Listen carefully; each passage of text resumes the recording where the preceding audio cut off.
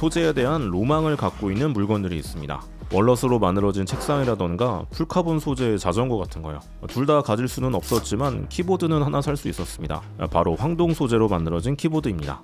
요즘에는 타악기라고 할 정도로 키보드의 타이핑 사운드가 굉장히 중요한 요소가 되었는데요. 이 황동 소재가 좋은 음향 특성을 갖고 있다고 하더라고요. 대부분의 금관 악기가 이름 그대로 황동으로 만들어지고요. 고가의 커스텀 키보드에서도 많이 사용되는 소재라 한 번은 써보고 싶었는데 나름 가성비로 출시된 제품이 있어서 드디어 이렇게 써볼 수 있게 되었습니다. 쿼터키의 네오 쿠라고 불리는 제품이고요. 커스텀 키보드답게 색상 선택지도 다양하고 황동 대신에 구리 소재를 선택할 수도 있습니다.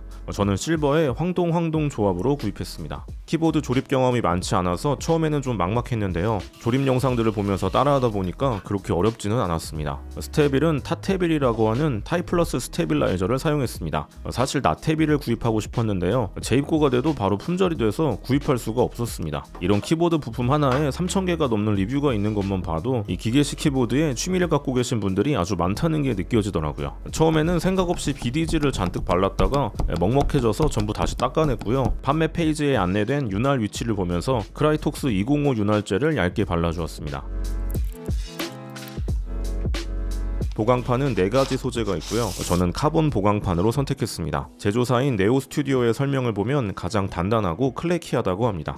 스위치는 HMX의 새로운 금형이 적용되었다는 요거트 스위치입니다. 스위치의 종류가 워낙 다양해져서 하나하나 찾아보기는 어려운데요. 키보드 커뮤니티에서 고인물 유저분의 추천글을 보고 이걸로 고르게 되었습니다. 키보드의 전체 무게가 약 2.5kg으로 황동 소재의 하단 케이스와 무게추가 상당히 묵직합니다. 바닥면에는 나침반 형상의 장식이 새겨져 있고요. 안쪽 면은 키보드 내부에 비어있는 공간을 최소화할 수 있도록 기판의 모양에 맞춰 가공되어 있습니다. 2가지 마운트 방식으로 결합해줄 수 있고요. 저는 가스켓 마운트 방식으로 조립했습니다. 이 말랑한 가스켓 부속을 기판에 끼워서 상하 케이스 사이에 고정해주는 방식입니다. 도터보드와는 마그네틱 커넥터로 간단하게 연결됩니다. 키캡은 키코보에서 구입했습니다. 사실 GMK 키캡이 하도 좋다고 해서 한 번은 써보고 싶었는데 상시 판매하는 제품이 몇 개 없어서 이것도 마음에 드는 색상을 구할 수가 없었습니다. 키코보 키캡도 꽤 좋다고 하더라고요. 알파열의 각인도 크고 선명하고요. 아이콘만으로 깔끔하게 표시된 모디어를 선택할 수 있는 것도 마음에 드는 부분이었습니다.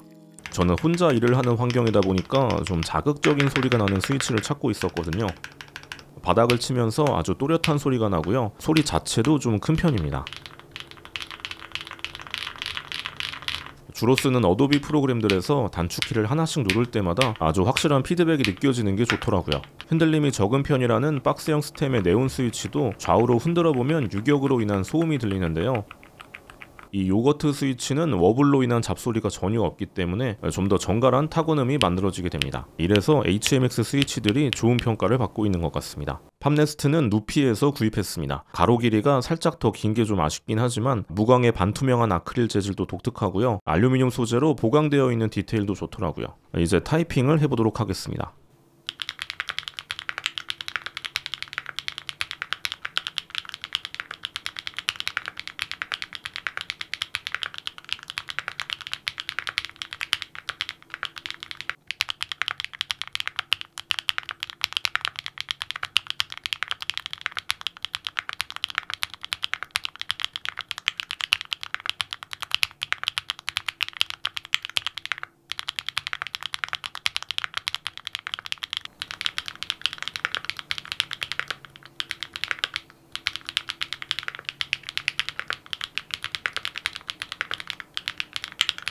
베젤이 얇아서 좀 더 컴팩트한 느낌이고요. 너무 단조롭지 않도록 라인 형태의 디테일이 더해진 측면의 디자인도 매력적입니다. 실버 하우징의 블랙 키캡, 거기에 하얀 각인의 강한 대비가 선명한 인상을 주는데요. 다른 데스크테리어 소품들과도 쉽게 색상을 맞춰줄 수 있는 무난하면서도 클래식한 매력이 있는 색상 조합인 것 같습니다. 컬러 포인트의 모디얼 키캡으로 바꿔서 다른 분위기를 낼 수도 있습니다. 다크모드의 개발자 화면 같은 그런 느낌도 들고요. 몇 개만 끼워서 다른 소품들과 색상을 맞춰주는 재미도 있더라고요.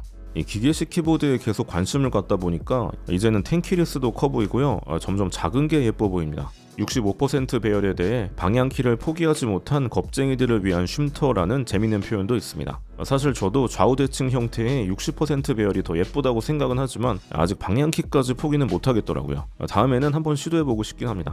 65% 배열에 쉽게 적응할 수 있을지도 고민했던 부분인데요. 전에 쓰던 로지텍 제품과 비교해보면 뭐 그렇게 큰 차이는 없었고요. 짧아진 오른쪽 시프트만 약간 신경 쓰면 되더라고요. 비아라는 키 매핑 프로그램으로 레이어를 만들어서 하나의 키에 여러 기능을 할당할 수도 있습니다. 자주 사용하는 볼륨 조정이나 이전 다음 곡 같은 미디어 키도 배치했고요. 펑션 키와 숫자 키를 함께 누르면 F열이 되고 방향 키도 내비게이션 키로 사용할 수 있습니다. 키보드 조립은 이번이 두 번째였는데요. 이 정도면 아주 만족스러운 결과물이라고 생각됩니다. 2.4G 무선으로 사용하고 있는데 입력이 씹히거나 지연되는 것도 전혀 없었고요. 단점을 찾아보자면 길다란 범폰이 디자인적으로도 별로고 제 역할을 못한다는 의견들이 있었습니다. 하우징에 단차가 있다는 얘기도 있었는데 이 부분은 문제가 될 정도는 아닌 것 같습니다. 묵직한 황동에 카본 보강판의 단단함이 더해지면서 이런 소재에서 느껴지는 감성과 만족감이 기대했던 것 이상이었습니다. 자신의 취향이 반영된 타건감을 느끼면서 좀 더 기분 좋게 일할 수 있다는 것이 이 기계식 키보드 취미의 최고의 장점이 아닌가 싶습니다. 커스텀 키보드의 매력을 느낄 수 있었던 아주 만족스러운 구매였고요. 오래오래 잘 써봐야겠습니다. 지금까지 오늘의 데스크 오대식이었습니다. 감사합니다.